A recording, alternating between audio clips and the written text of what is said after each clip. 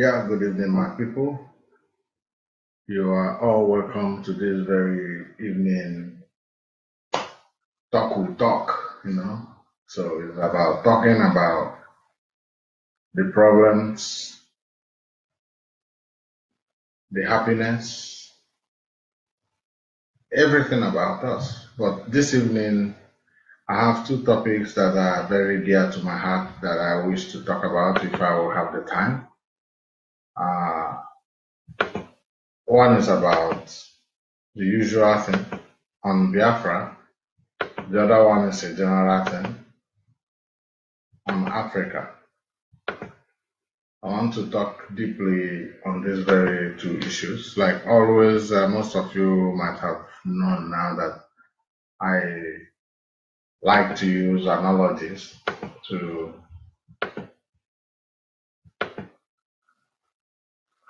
count my position, so to say. And also that is because I have always that recognition for that two sides of life, the carnal and the spiritual. So when I receive a revelation, I stand on that revelation, then I use analogy to guide my predictions. If you understand what that means, there's difference between revelation and prediction, and they work a lot, and that's my tactics in life. I'm somebody who always call on the Almighty before I do anything, and also to understand things that are confusing to me. Like this Biafran issue, everybody knows it's a confusing and difficult issue. It has taken people from position to position. So I always make sure I seek the hand of the Almighty in understanding what is going on. So,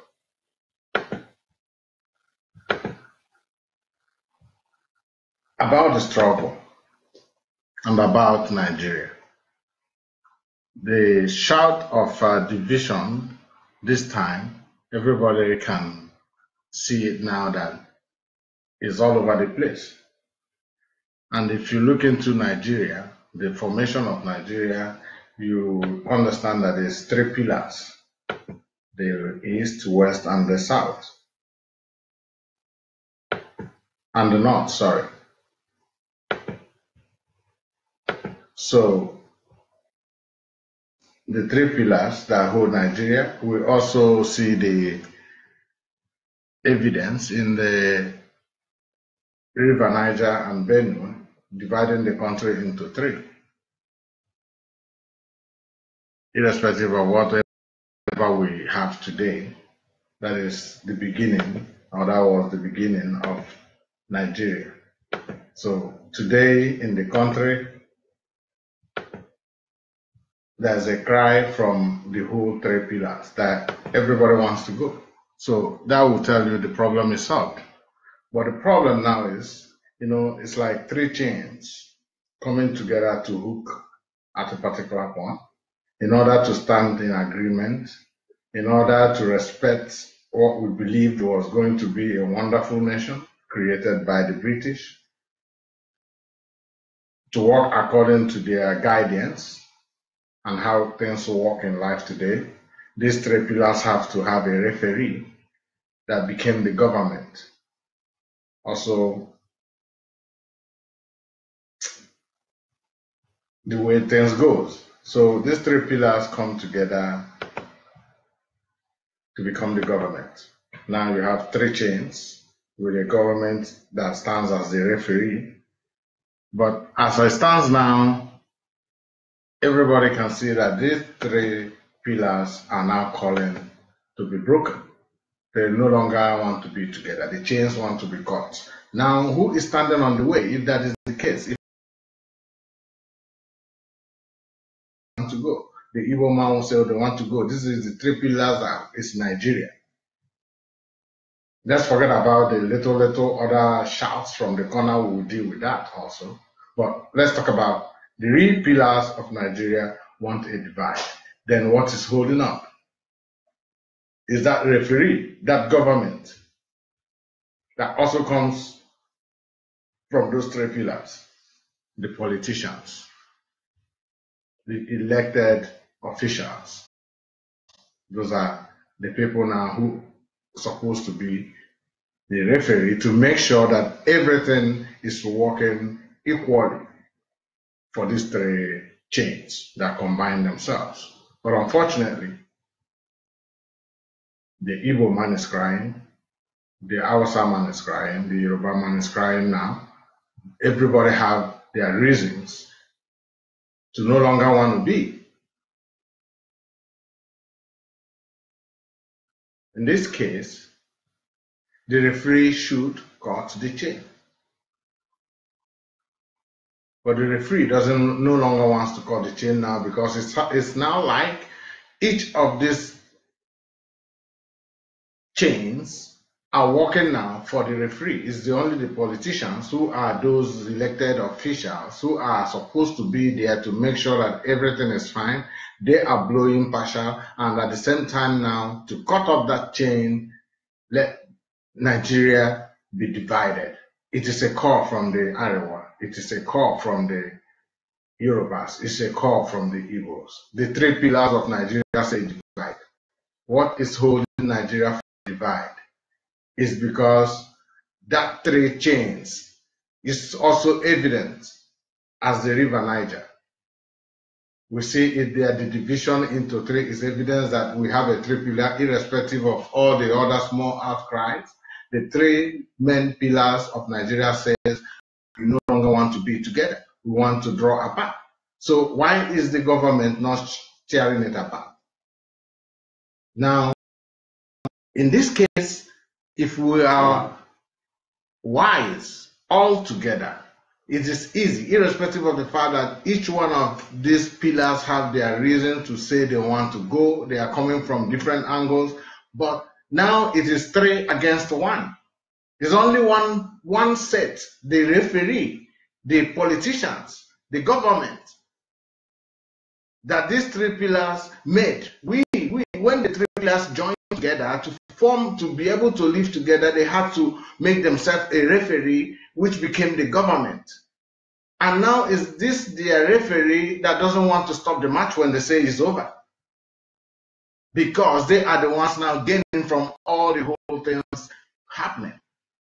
Now, it is very easy.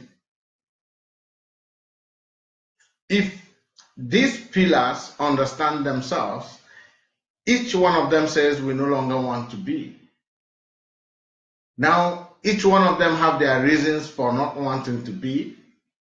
But the problem now is, do these people, like I've always used analogies to identify, we need a train now to go back home.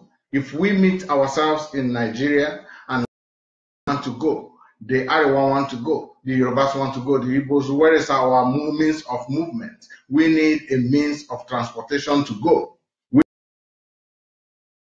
That train is rotten, it's no longer the train we are going to. Now what we are talking about the train is how many, if you say the Hausas want to go, the Yorubas want to go, the Igbos want to go, when they divide, you will see fractions among the Hausas, among the Igbos, that doesn't know where they have to belong. So where is the map the Igbos have as the Biafra? Draw an adequate map. That is the body of the new train you want to build. Call in the people who really believes that they want to do. That's why I always talk about, let's talk about we the Igbos. Draw a 5-state map of Biafra. Any other of our southern brothers, South brothers who want to come in should raise their hands. Because this calling them, and I'm not Biafra, I am more Biafra than you, and tomorrow I am not Biafra, telling them that they are our brothers, pulling them inside, is not a way to go about it. If you go also to the Arewa area, you will notice that in that area now, they don't know how many they are also.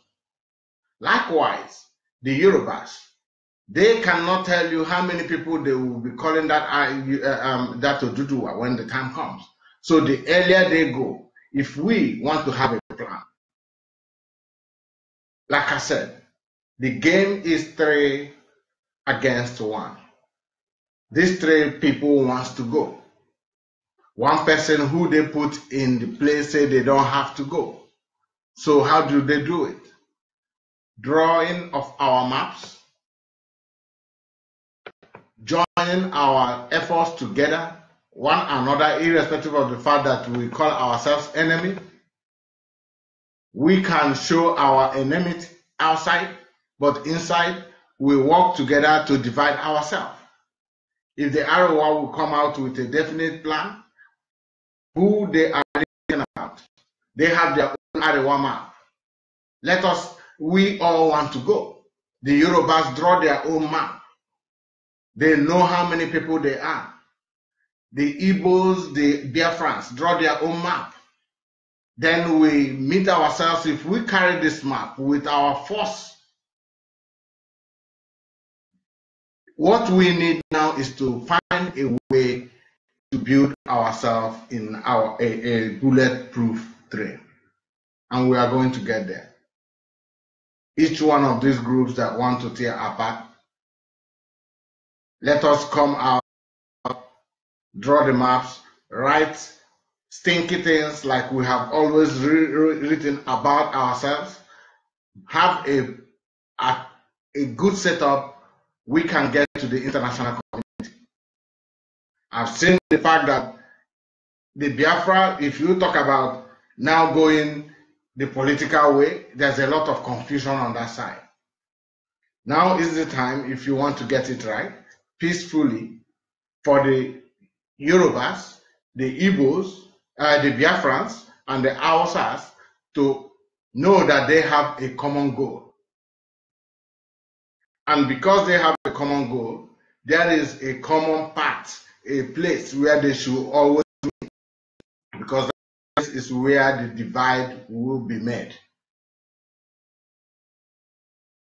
In setting up an articulated point where we all agree, that point of departure, that is where we all agree. Let them have the same kind of plan with the same kind of deity. All this, we will use their music against them. They will use anything they find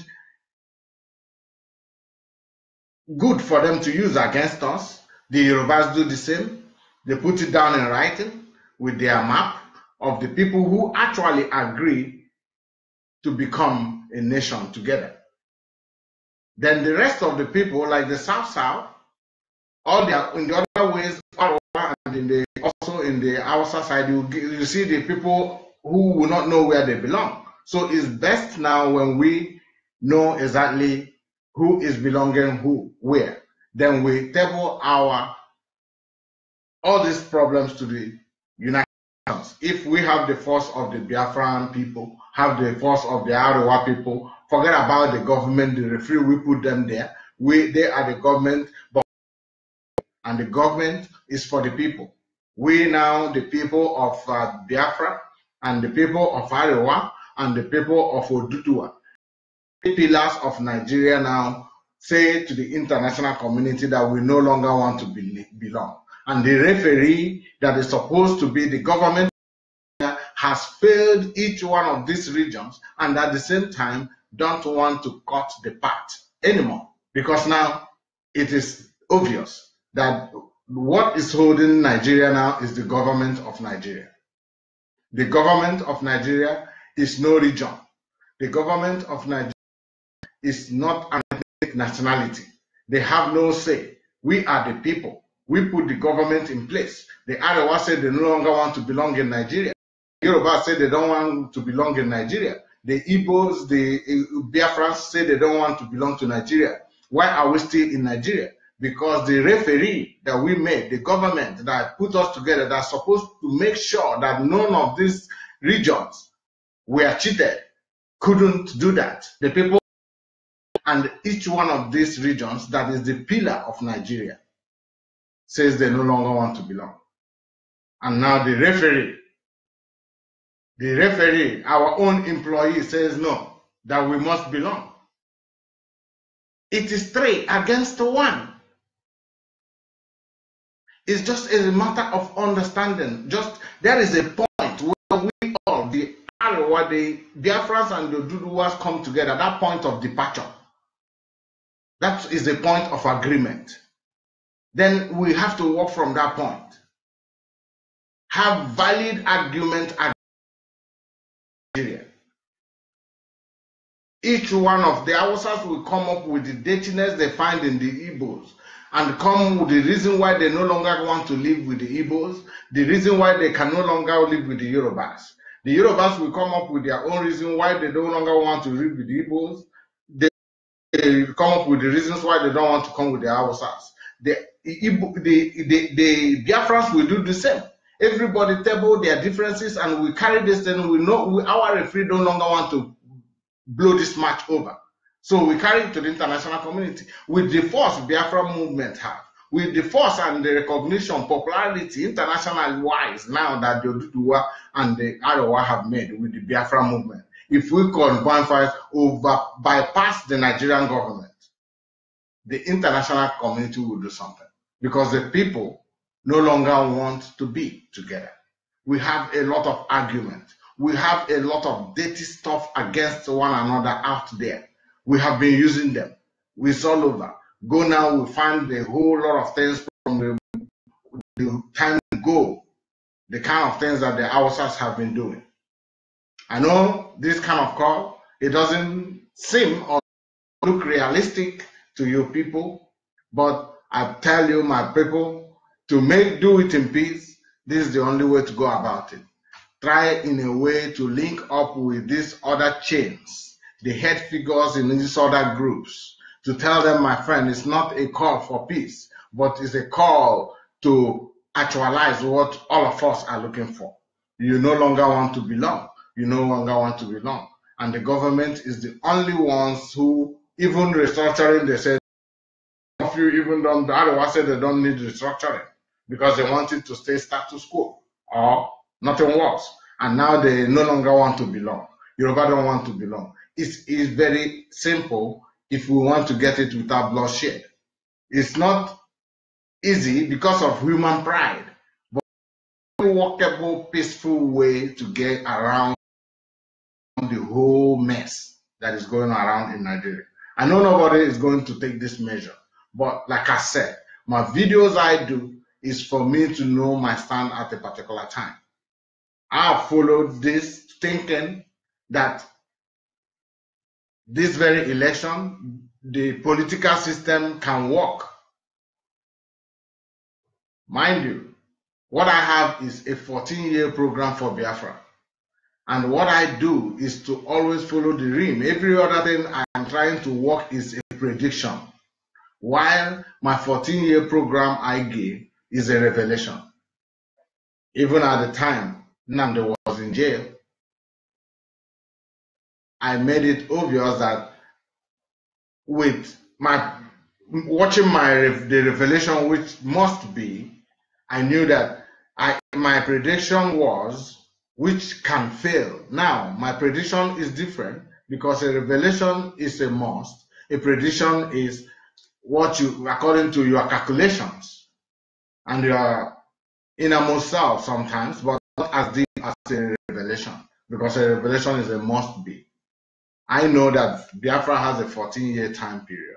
So when Nnamdi was in there, I told people with that calculation of the revelation, I have to make predictions of how the days will run to them. My prediction might be wrong, but the revelation must be. So I thought that Nigerian government is not going to leave him because if they leave him, that will be Biafra to come, which was not meant to be. But when they left him, you will see that my prediction now was wrong. But now, thinking about the revelation, which must be, it continues, is still there. I know that the only way things can get done or Biafra can come is after the dust. Now there's a lot of dust because we are, like I have been saying, packing out the old cadaver. I know that before Biafra will come, Biafra must come peacefully. Biafra will come like a surprise, not only to we, but to the rest of the whole world. Biafra will come in a way everybody about these people. And the way what you are hearing on the air, it doesn't seem or smell like that. Like if this kind of Biafra will come in this very atmosphere, it will be as cool as what I'm saying. But believe me, I don't want to know where people say, have you seen a nation, freedom is given, it's not gotten, or freedom is gotten, it's not given. That one concern anybody saying anything. Biafra as a place, as a nation, as a world to be for God, is going to be whatever have never been done before is going to be done with the coming of Biafra. And that is how it's going to come. The whole noise you are hearing now, the whole mess that is happening now, is just the removal of the old train of Biafra which Ojuku them drove, that the cadaver have already decayed, that no engine fixed on it can ever move it. That is what is happening. Biafra will come in the cheapest time frame ever. 14 years is tomorrow. Unless you are a greedy human being. Unless you are a mbe. Ono no lukemba afasa.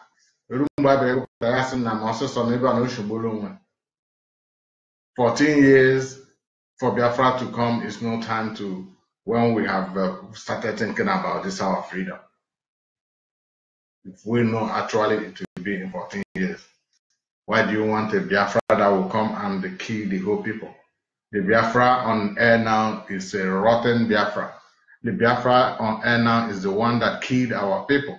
We have to make sure that we position it and balance it completely and look for the main focus of how we are going. And the only way we do what is going to happen in Nigeria, and which I pray every day, that is why I come up so many times with peaceful solutions, which nobody listens to, but I have my privilege to always say it, because I know one day these videos will bear me witness. That's why I do it.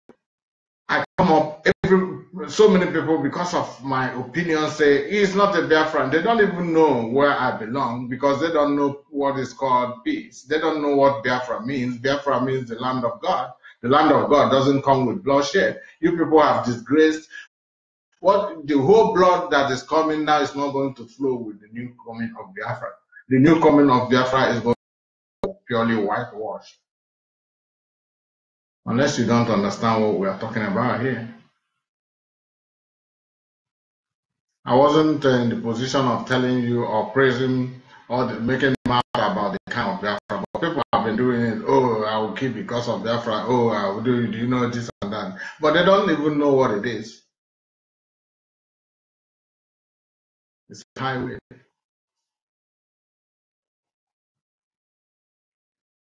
Because of this Biafra, our people are all Israelis, all Jew, all Hebrew.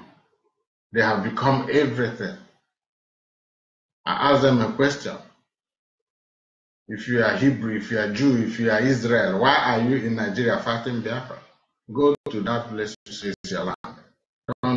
Don't listen. The children of God is everywhere. The Jews, if the Jews are the children of God, is anybody, if you identify with God, you don't need to be one set of people. That's why you have people everywhere. They say, oh, everybody is born and is the son of God. You have to identify yourself. There are blessed people. And I believe Biafra is one group of blessed people are confused. But this time, because the word of God, the time of God must come. It is not by our own making again that Biafra will come. We have failed. But Biafra will come. All what you see they're doing is trying to see who they will kill. That's what is on the air in Nigeria. If they go in by the way they are going it, outside you not go, we know want again. Yoruba, you know want again. Outside Igbo, we know want again. If you not want again, why do you not come together? You are the people. You put those governments there. They are nobody. If we have an underground setup with the Arewa, with the Ojudua, who are calling for the dismantlement of Nigeria, then why can't we get it? Are we waiting for the government? The government is the people we put there. They are just a referee. They are no region. They are no community. They are in the first place. If we don't put them there, they are not there. What is there is the Yoruba, the Igbo, and the it's east, west, and the north. Oh, here. Oh, yeah, the pillar of Nigeria. That crossing by Benue and the Niger. Oh, yeah. Because chief will forget. First of all, that is why we need to start from we. The Igbos and this will Biafra and every other person I will Biafra inside with what Biafra. Ndị ahụ wekpọta ha abalị ụtụtụ ehihie ha asịghị na ha Biafra even man on a struggle ma ha on a struggle. That's the people we are talking about. Let's draw that map first of all and wait for anybody who will cry from our backyard and say, oh, una bachelos, or what about we? We say, okay, una never come in. That's the way to go about it. You don't go about forcing people or begging people, whatever you want to call it. Our own self, we are trying to press people. That is by force. This is intimidating people to become part of us. It doesn't work that way. We will leave a lot of people outside, not belonging to anywhere, when they will just say, today, how do you want Oduduwa to come? How do you want our nation to come? How do they want the Biafra nation to come? If you don't have a map, you tender to the government, tender to the international community as your people. That is generally acceptable. Why can't they? Or we no. Who and who? I say guess only wow people. I say no. No father say yes. No father say no. You become confused in the time. You want to Biafra. How many are you? You don't even know. We don't know the body of the Biafra we are talking about. Up to today, no matter whatever is happening, you still see denial from the other side. It is also like that in the outside side. So some people say, instead I get some the outside, then I can live. Some of them don't know where to belong. The same thing in Yoruba, they don't know. Nigeria is a vast place. Where do you want to keep those people? You better go back home and do your homework, and we have time for that. If we do that homework, if we understand that we need a body to carry ourselves, all this group, you need a body, and that body is your location. How many are you? Who are you people? If we get it right, if these three pillars develop a strategy of departure, castigating themselves in a full, when you have your map, we have all these people or would they go school or we the strategists. When the strategists strategize, then the document work. That's it. But him at this very struggle and they are feeling how strategizing. They don't know what they are doing.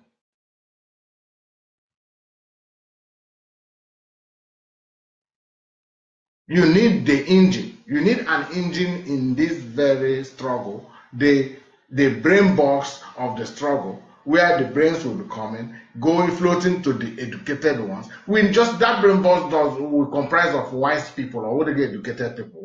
There are people who are educated who only know about. We tell them to do that, they know how to do it very good. Give them to write. Give us the best of write up on this topic. They give you the most wonderful. But mean that they will come. If they say anything, they are talking jargon in the strategizing of it.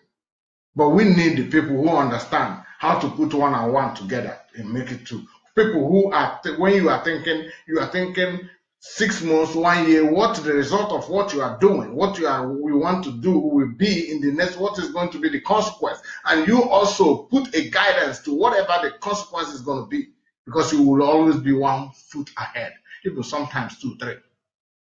That's what our people don't know. Those people who are educated things, they know everything. Because our own, when we have money, we are so pompous. When we are so too educated, we get lost.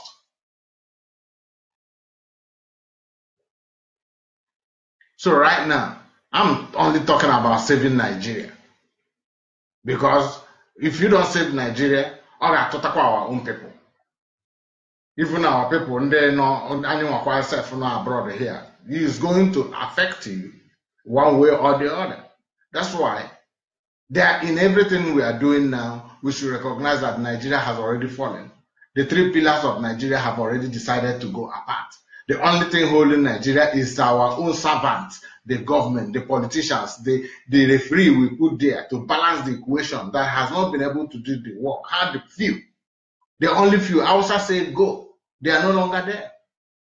We are no longer there. Yoruba is no longer there. Let them bring their plans to the table. How do you want to fight Nigerian government? Let's make it one plan. It's 3 against 1. Arewa, Yoruba, Oduduwa, and Biafra against the government of Nigeria they don't have any state. They don't have any local government. They are no one region. They are just a referee put there by the people. Government works for the people. They are our people.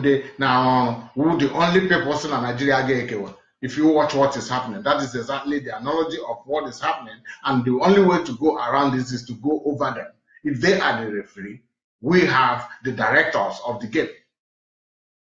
The people who made them referee, who formed the government in Nigeria, who gave us independence, they have to talk into this matter. The international community, they can't escape it. Each one of them can't escape it when the people are talking. The people of the country, the Arewa people, the Biafran people, the Oduduwa people, that is the makeup of Nigeria. If they say they no longer want to belong, who is it that want them to belong? Obviously, the international community are standing and they must belong.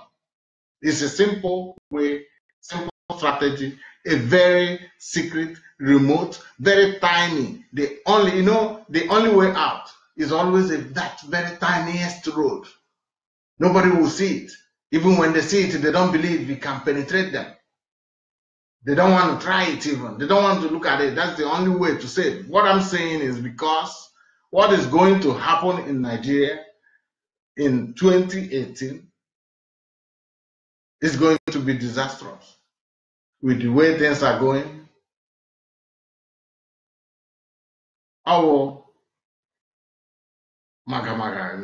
just all what is doing, we can all see it. These are bombs in the preparation that are waiting to explode, and they are going to explode.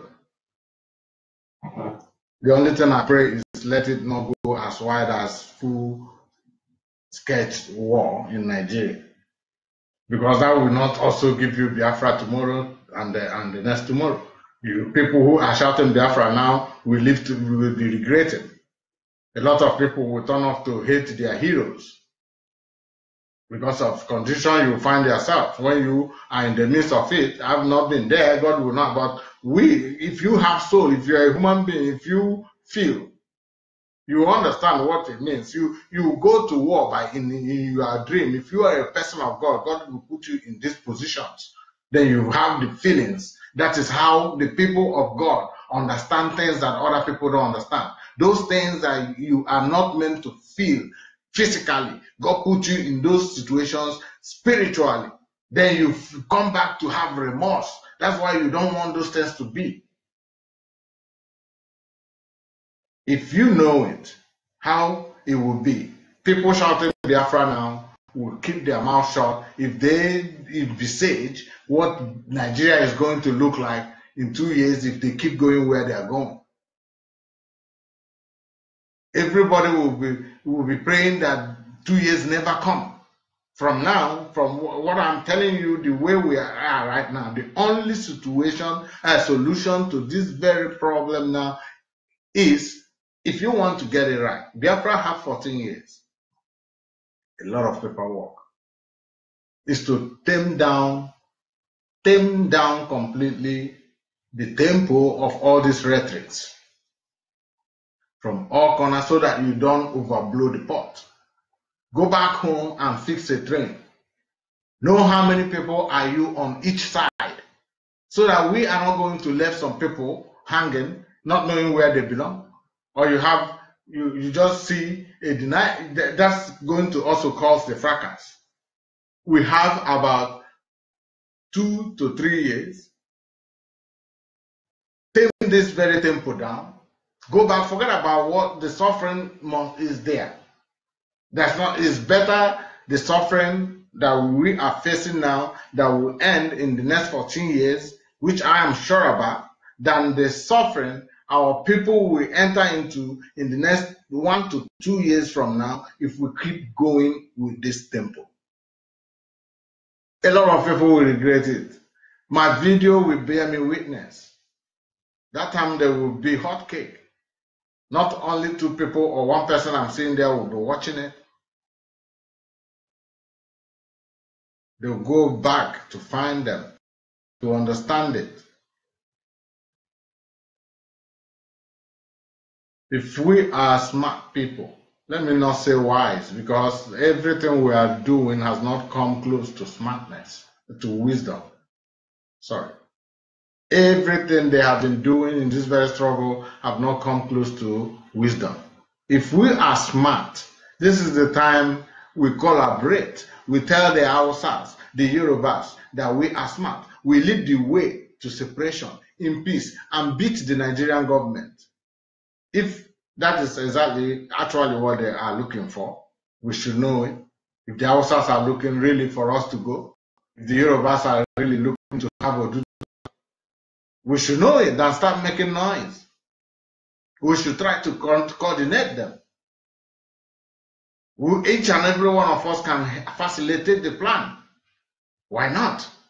If the other one will be boasting they are writing to the United Nations, our people are shouting we have contacts to the United Nations. The Duduwa people have contacts everywhere. Let's make a combination of our efforts, of our abilities, of our powers, and fight against the government, because now it is 3 against 1. And that one is our servant. That one is the one that we made the powerful because we needed a mediator. So it's all about that. I'm talking about the only thing that is going to save Nigeria, which is the tiniest visible escape that Nigeria has from falling into chaos in the next year, in the next 2 years.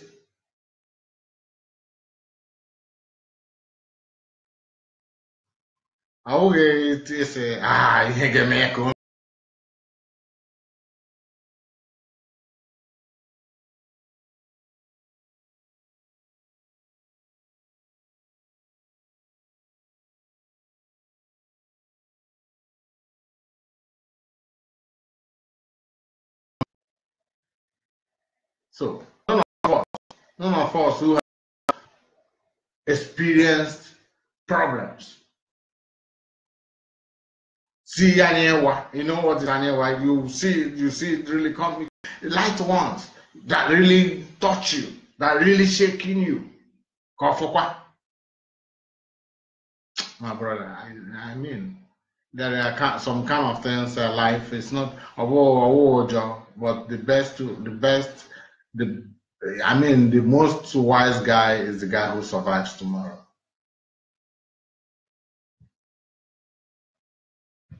I want everybody to, we need to be smart about this. I've been crying. People have been always accusing me.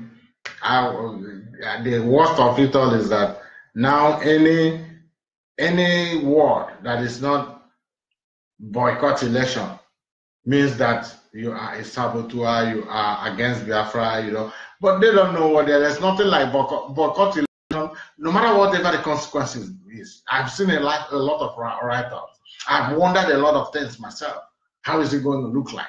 A lot of notion of an interim government. Some people say administrative appointment, this and that. No matter whatever, no matter if people die tomorrow, because people might die, people might not die.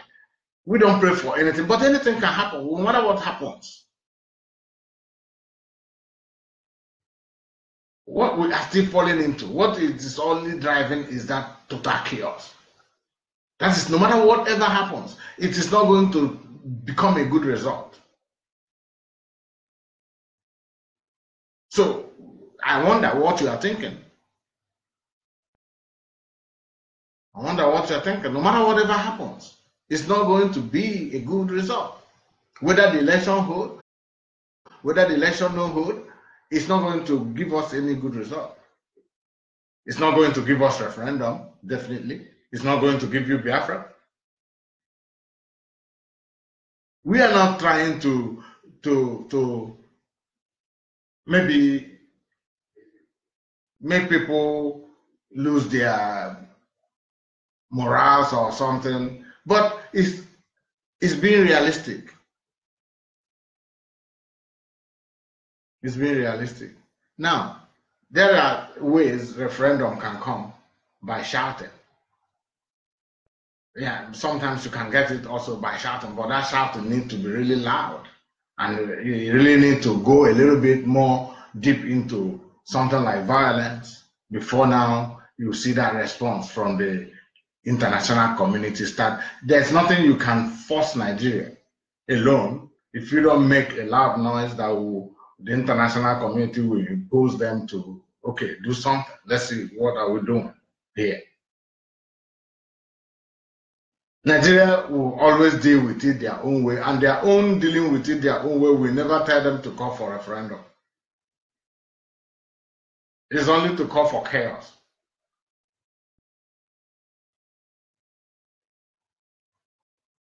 So, when you don't get that call, that makes you want to fight with your brother, that makes some people say election, some people say no election, that makes some people call me saboteur, that makes some people want to kill me, that makes some people want to threaten me, they want to fight me, they want to do it, they are so.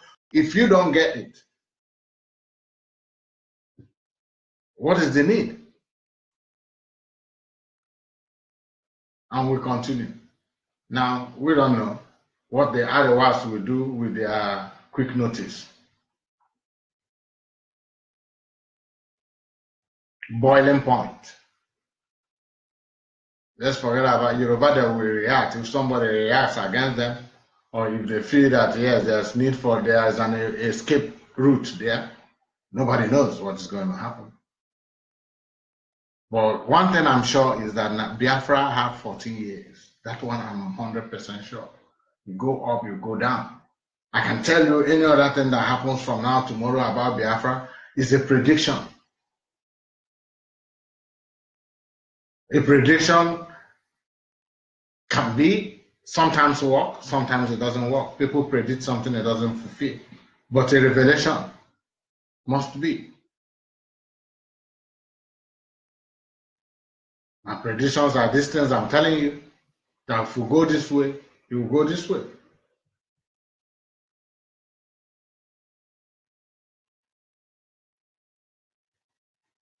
But if we do the right thing, we have.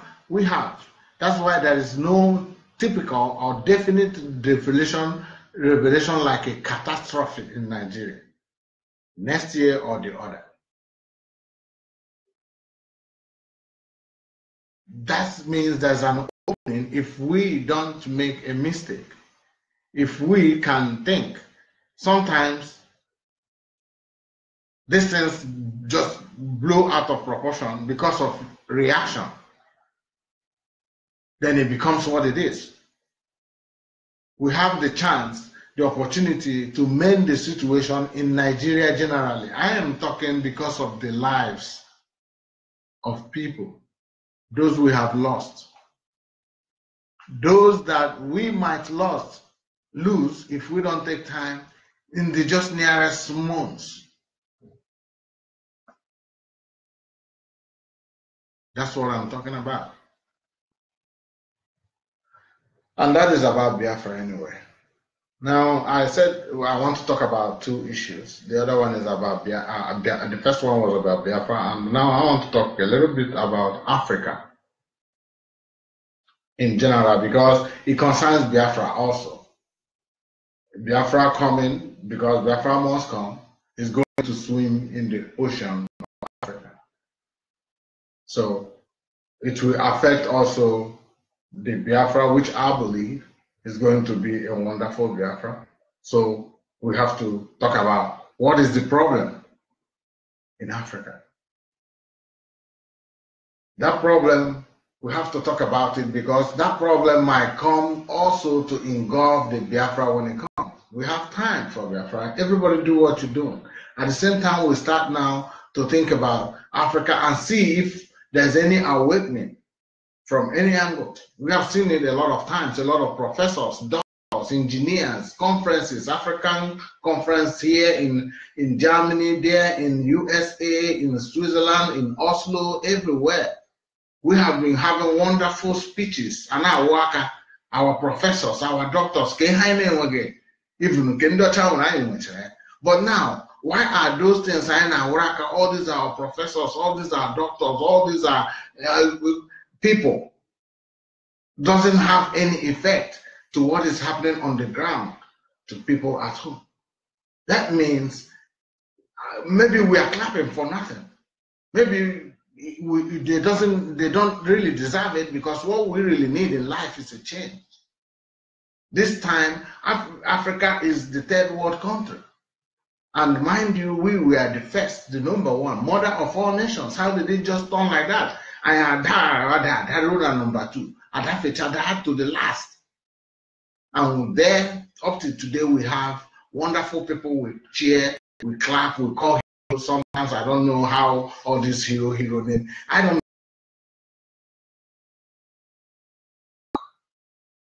even exist. These things exist in our own block.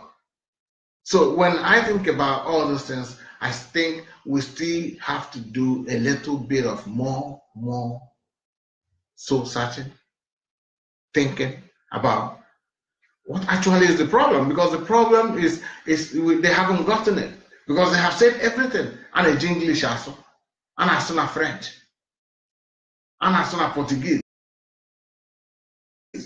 All those African nations, according to their colonial masters, they have spoken, because we have Africans who are everything, all qualifications. They have done it all. But why the result is not showing like in Kendocha, that's the problem now. So in that case, we went to a place about 2 days ago. In that place, it was about a kind of, it's not a debate, it wasn't a debate, it wasn't a speech, so to say. It was a kind of what you do there is observations. You tender your observation.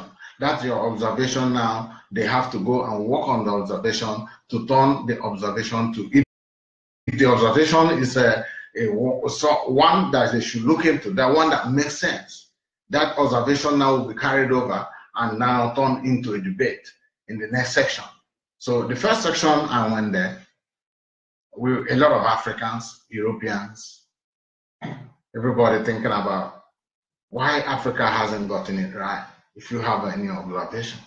Because now it's not about making a statement or giving us a reason. We need an observation. We don't need talking and all this grammar and all this. So many people, like we always know, will come up with the idea of the mentality. You know, it is something, I don't know, somebody who says the mentality should start thinking about what do you do with a people's mentality? How do you change it?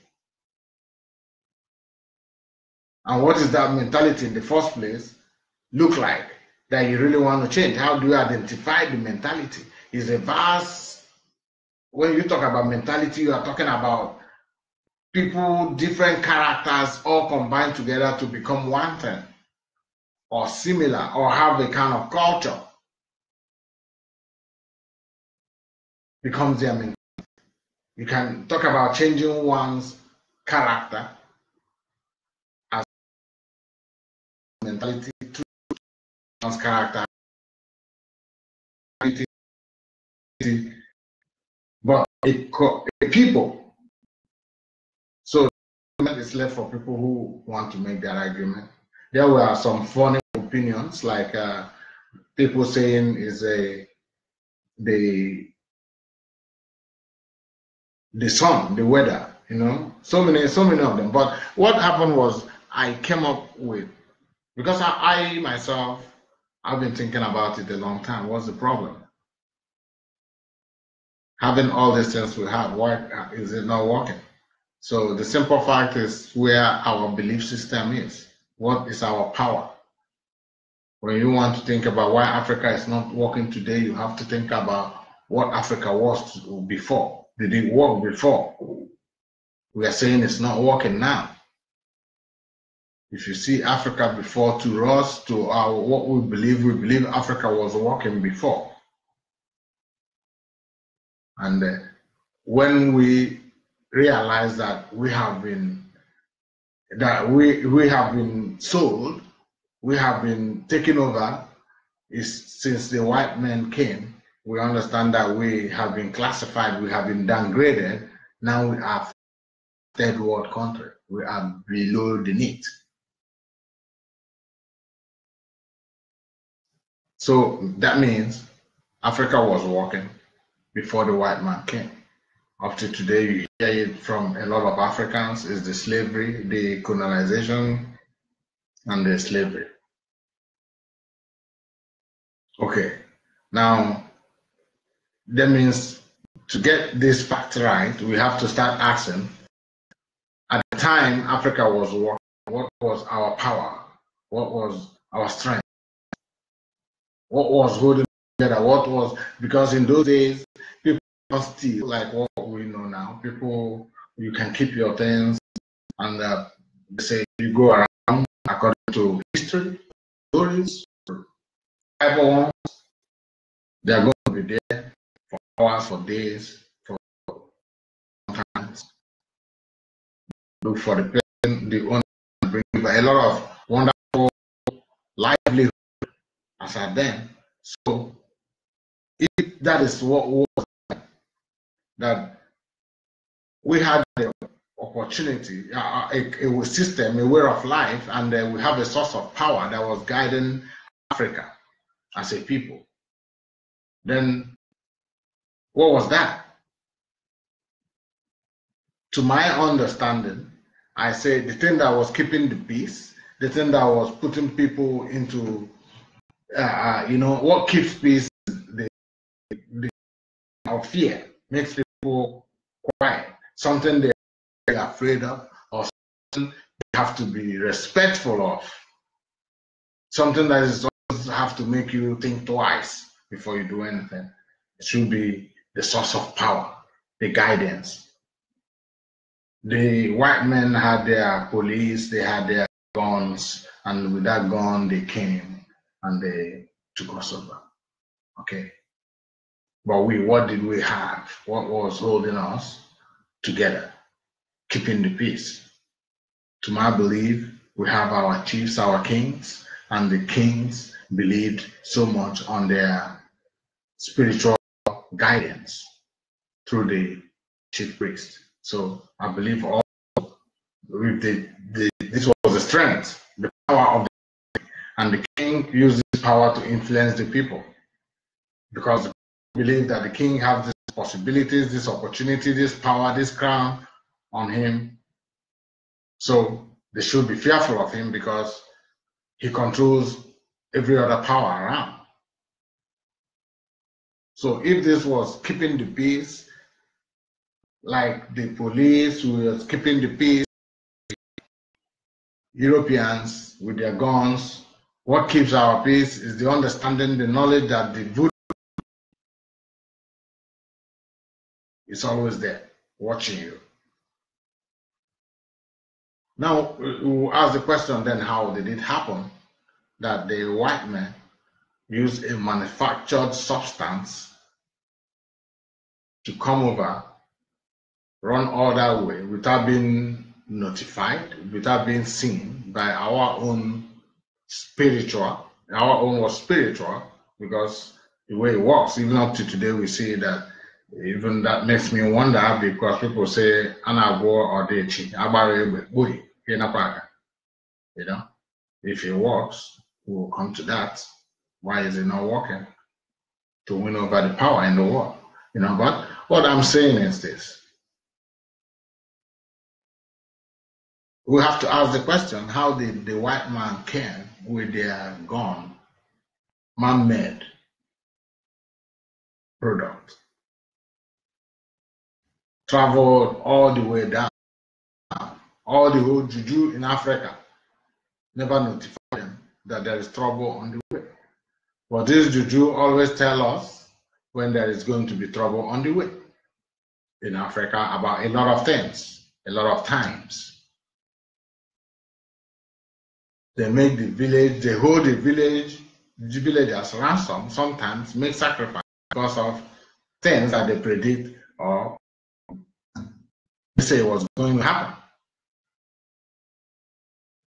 So this slavery, this very evasion, our Jujus did not tell our people. At the time the Oyibo entered and start enslaving our people, the Juju never fought back, because up to today, we don't have in history or in anywhere where we see resistance of what the Juju men did when the white man came. There's nowhere in history we are reading today. If anybody knows, they can tell me which country, which land fought the white men with their voodoo. And why also, if they really fought with the white man, why the white man conquered them after all, the voodoo.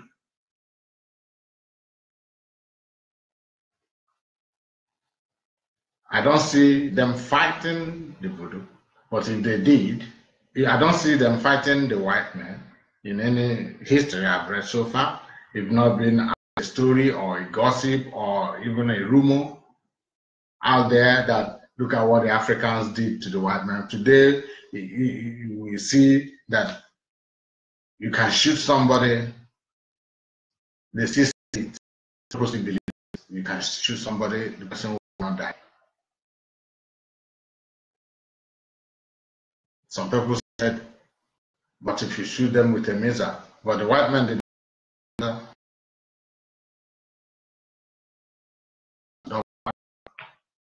Which people resist today, according to them, with their voodoo.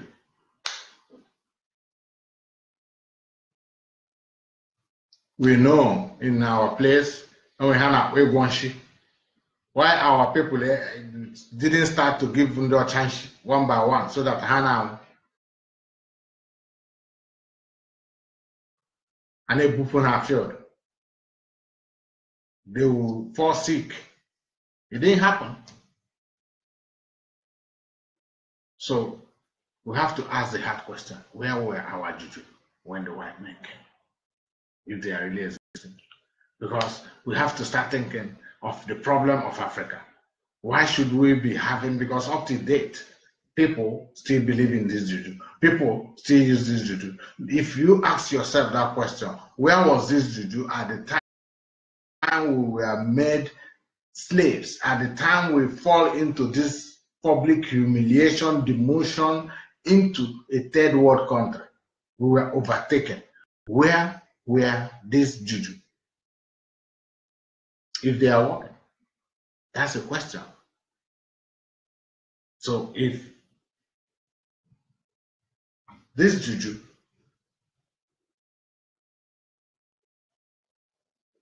betrayed us, what is the need? People believing in it. They should be thrown away, burnt, anything, do away with them. On the other hand, because we have testimonies, we have eyewitness accounts, we have real people in real times that have really, really good evidence to prove that there is Juju. So who am I to doubt what people testify, what people really say they exist? Now it will bring us now to a second question. If the Juju exists and have the kind of power, things that we here they do today, without no development of any sort, no communal assistance from a combination of workability among the Juju men to say, let's develop it because we are coming to the white man, because anything you gather, you put sense in it, you develop it. The white man developed their guns that they used in those days, what they have are missiles up to the extent now they have atomic weapons. So on our we have appointed Juju that could deliver from the hands of the white men. Juju was taken by a manufactured that is gone. The white man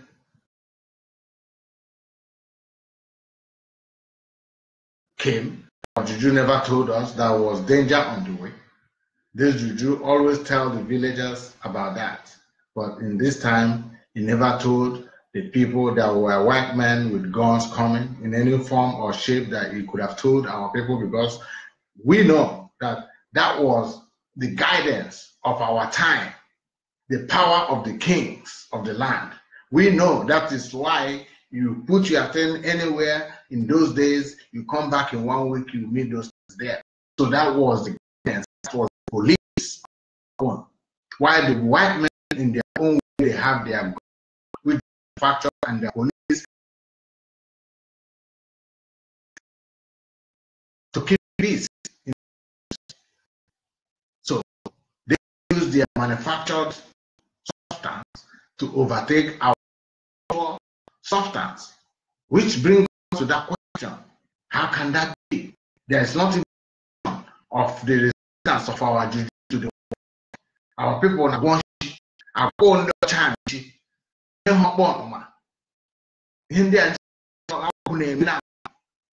Why I resist because you don't ask who. They didn't come with missiles those days. They come with single barrel guns or double barrel at worst. So what happened? We have to ask that question, because it's a question we don't ask, and the people are still believing in it till today. Like I said, if in the other hand, because there are evidence out there, there are witnesses out there, there is the existence of Juju. So I will not doubt it. Now it brings us to asking the question: this Juju, why is this Juju bad? We decided the Juju disappointed us. He left us to he left us to become third world country today.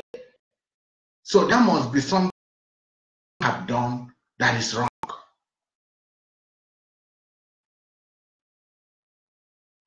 It depends on your treat. They said the mother earth gives back what you give. So maybe the way we have treated this Juju, that's why it's giving us back with this treatment.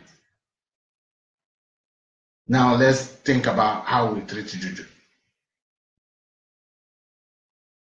All our Juju are in cave houses or in the deep forest where there is no light, where there is no electricity, there's no water. They are only met with animals and the trees, grass and deity, everything. And you know what? When we go there to make the Juju happy, instead we make it dirty by spreading blood, by killing animals, leaving them there to rotten, smelling, and all sort of insects perch on them. And at the same time, we pour hot drinks, make it drink and get drunk because it's drinking. Then we want to ask the question. That condition is the condition we leave all our Jujus. In that rotten, abandoned conditions. And after, when we have problem, we want to go and ask a question. Now, on the other hand, if you think about that Juju is really existing in the world, then it should be existing everywhere. Let's think about where the white men keep their Juju. They gather those things, they call them ancient remains, antiquities. They bring them to a place called museum. They put them on round lights, shining, rotating like glass times, with beautiful, colorful lights all over Cannon Hall. People walking and watching. Beautiful people, wonderful people, well-dressed people, without fear, with smiles. Our own place, Juju, is living in a place where before there, it will begin to fall. And I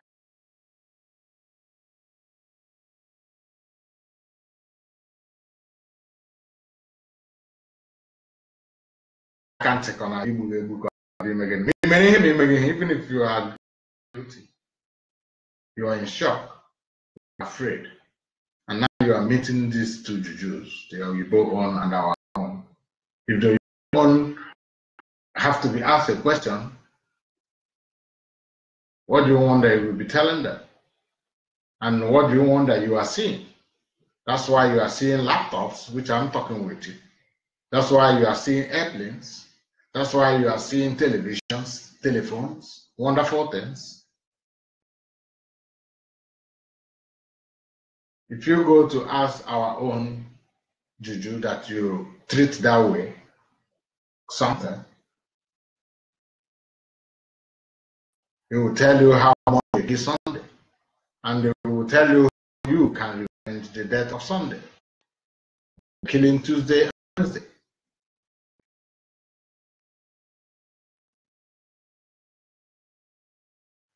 One, because he's angry. Two, he's angry because he's dirty, he's smelling. Two, because he's drunk.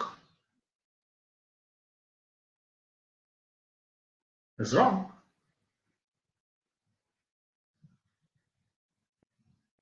So, if we believe that Juju exists and is working and is source of power, spiritual power, wonderful power, how did we sell our power to believe in the power of the white man? That is the soul that first of all. If we believe that this Juju exists, then we it should be a priority, it should be a source of power. If the white man developed their power from a gun to a missile to today atomic bombs, that is our source of power. If he worked, if he is working on a small scale in those days, if we put it together, if we develop it, we will be able to use it to shade our nation. We can do anything by sprinkle of water, because at that time governments will be sponsoring, what will you call them? We'll give them a name, a high name in the spiritual world. They will become like generals in the army.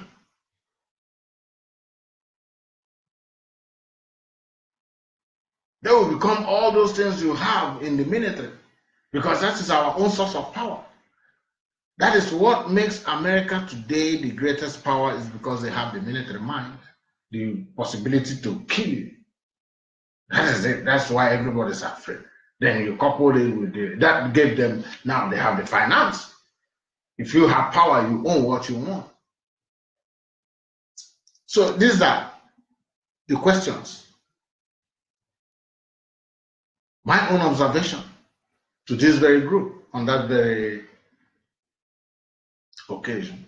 And it was welcome. Now they are preparing it for a debate. And we need to talk about it on high levels.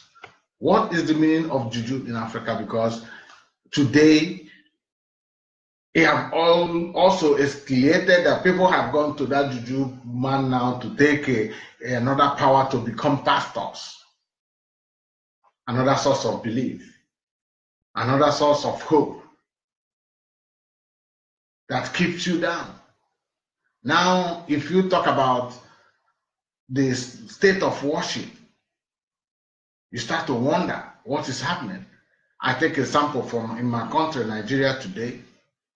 On Sundays, my brothers and sisters, there is the Holy Spirit hovering all over Nigeria. In one street are 200 churches. then tell me, and all of them are called by God, according to them. All of them receive the Holy Spirit. And every Sunday, people are being healed from one church to another, meaning that the Holy Spirit really comes down to Nigeria every Sunday in big numbers, not small, mighty numbers. All the whole sky of Nigeria every Sunday is covered by the Holy Spirit. And lo and behold, on Monday, they all run away. They don't know Nigeria anymore. They have no relationship. It's just like they never was there. And now the people are back. The government, the people are back. The country is not moving. A country that is being visited by angels, Holy Spirits, every Sunday is in darkness, is full of shit. There is no rules and regulations. There is no humanity. Everything is corruption. This is a country that God visits every Sunday, and people believe this. And these same people who believe this come back home and criticize the same thing they believe, because you see a lot of stories. Who are these people? Because on Sundays, you don't see anybody anywhere. It's dry. All of them in church. When the church closes, you see the road full. It's just like, I mean, then is these same people, they know also that these their pastors are going to the Juju man to collect power. Still, they are believing in it. Oh, because their own is not involved, it's the other one. But the other one is just the same thing with your own. Our own pastor is not like that. Our own reverend is this and is ordained. You hear the stories. You see this madness. You understand that Africa as a whole, it's not only in Nigeria, it's all around. That's what we're talking about here. What is the problem of Africa? Their belief system. You don't need to go to be a professor, a lawyer, all these conference people speaking big grammar that have not helped Africa to understand that you need to you need to think about the source of our spiritual being, the power that controls every human community, which Africa was one human community before they were completely penetrated and destroyed. And they destroyed them with what? With the source of their own power. Their manufactured weapon. They overtook our spiritual being, our spiritual powers. In this sense that those our spiritual powers are made to shut today. There is no mention of them as a resistance to our colonization. All these things, all him you couldn't do anything, not one history, not one story, not one rumor. It's rumoring him and Dutcha with Ogo, after. That is not one story. Maybe I'm wrong. Somebody tell me that is.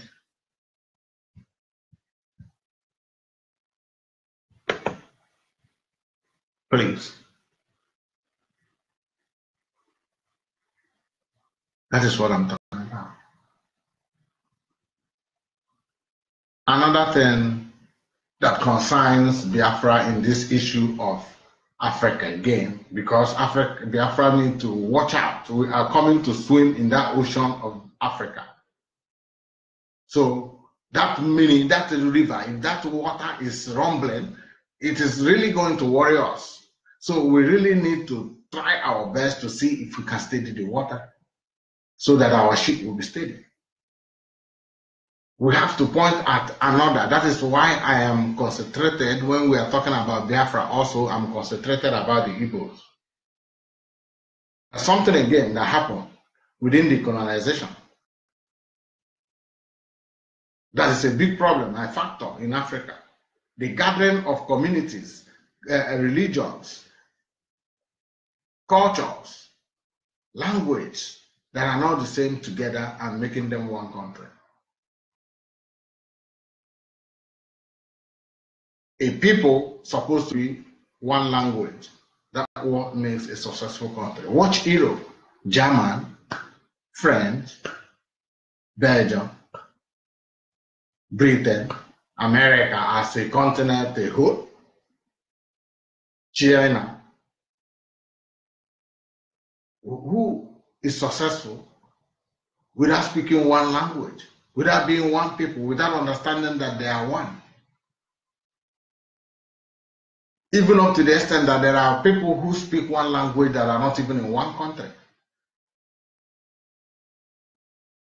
So at least you should be one language to form a successful country.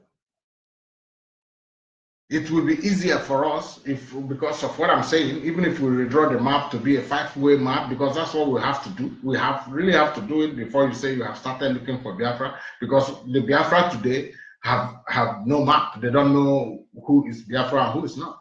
The argument is, if you lie to yourself. That you know how many you are. You are forcing people, you are including who you have not asked any question, who is denying you. So the fact is that we need to recognize that there are only things that we can say well.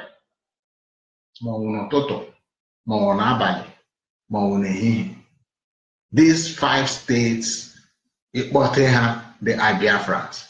Even if some of them at this point, because of one thing or the other, don't want the struggle, but they are Biafrans. They believe it. They know it. They breathe it. They eat it. They live it.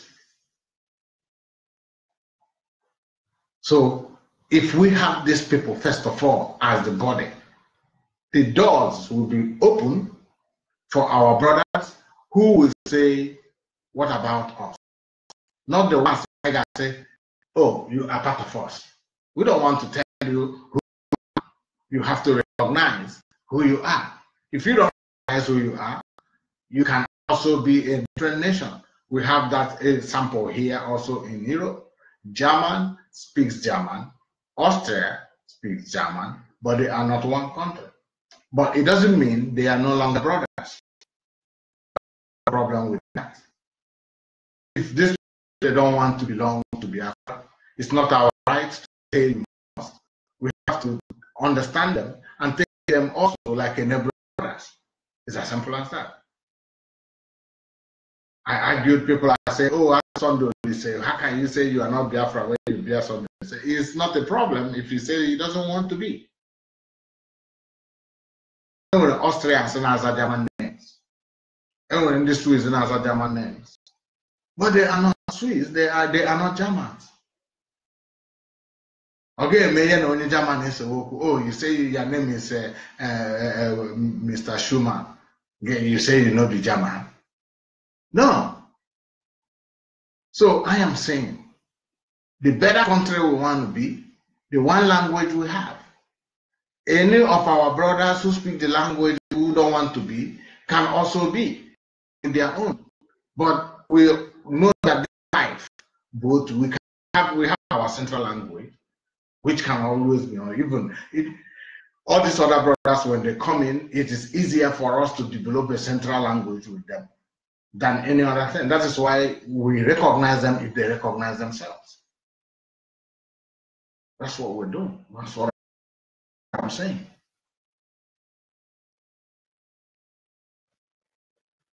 So these are the things I am putting on the table for Nigeria and also for Africa. Nigeria own is that the game now is 3-1, 3 against 1. I don't want to say they want to.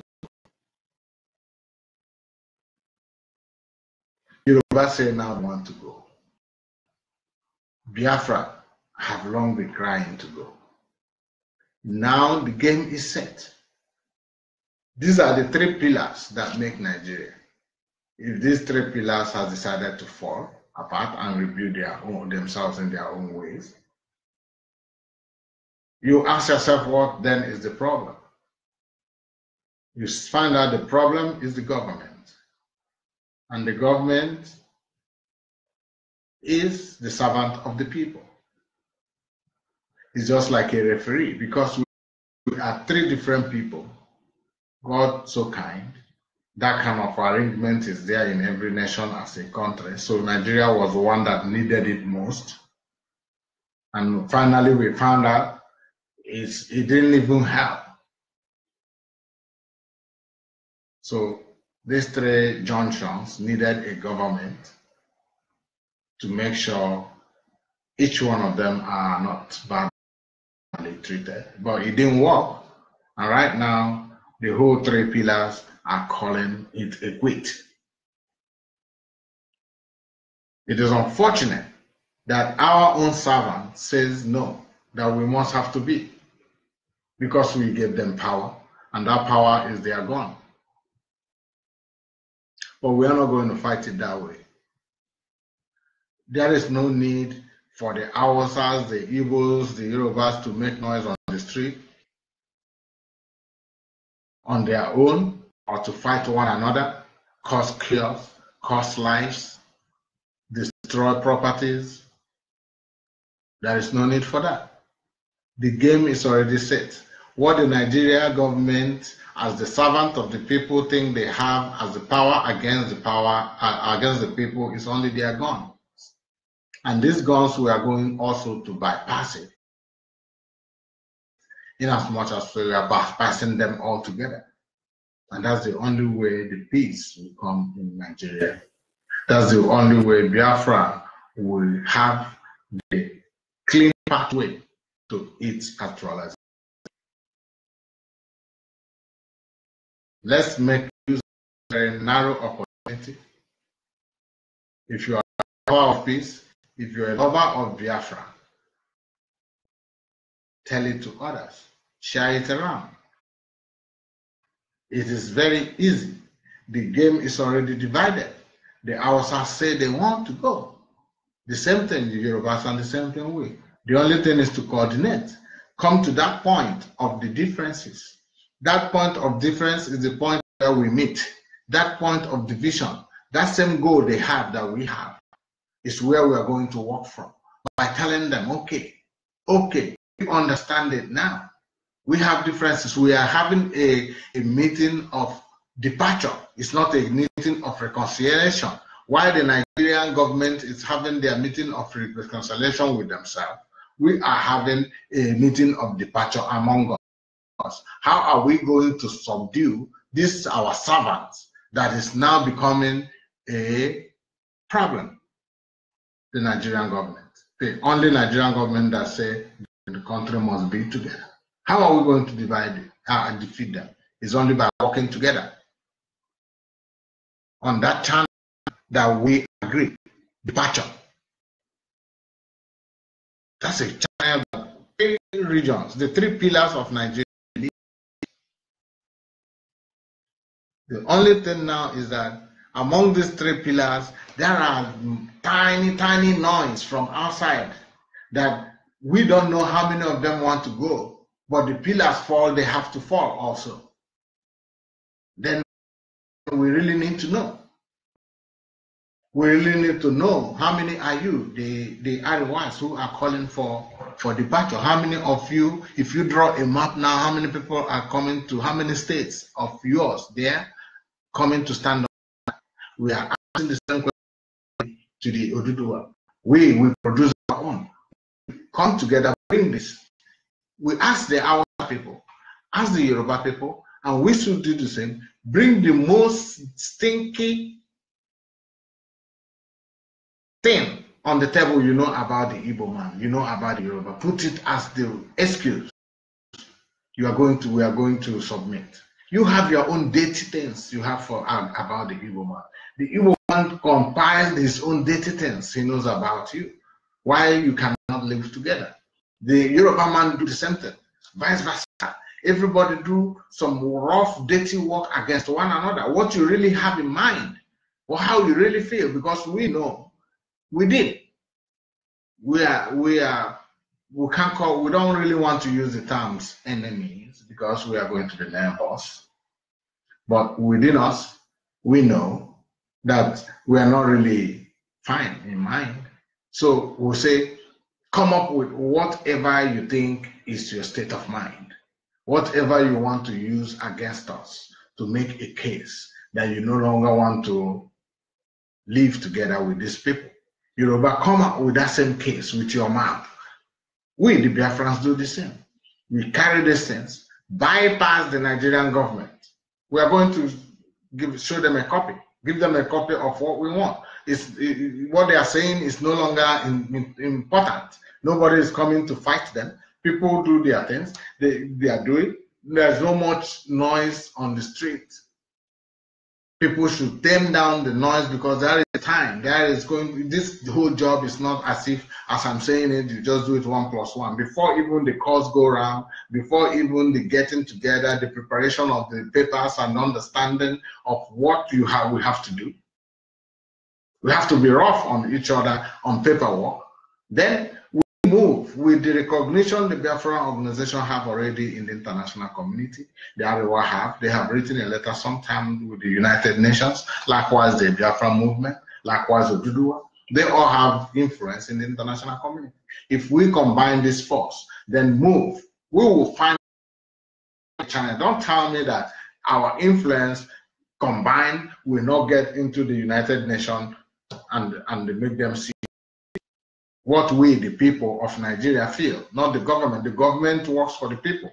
Now the government have betrayed us, first time by not keeping check and balances of how things are run in Nigeria.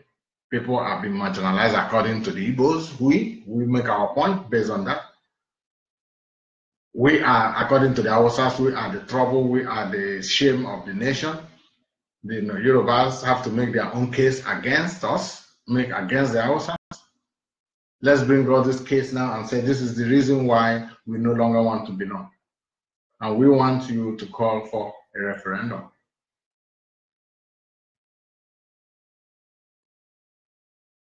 To know now how many people among these divided ones. Now we referendum on our own side. These people hold their own referendum, or it's already divided. We don't need the government. The international community must come to sort that problem, because they put it in place. And if we overlook this Nigerian government that is our servant and go to their master,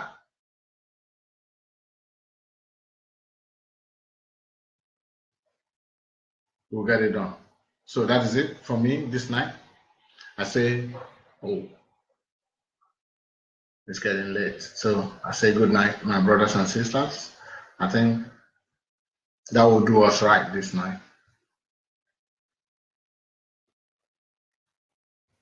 Bye for now. God bless you all.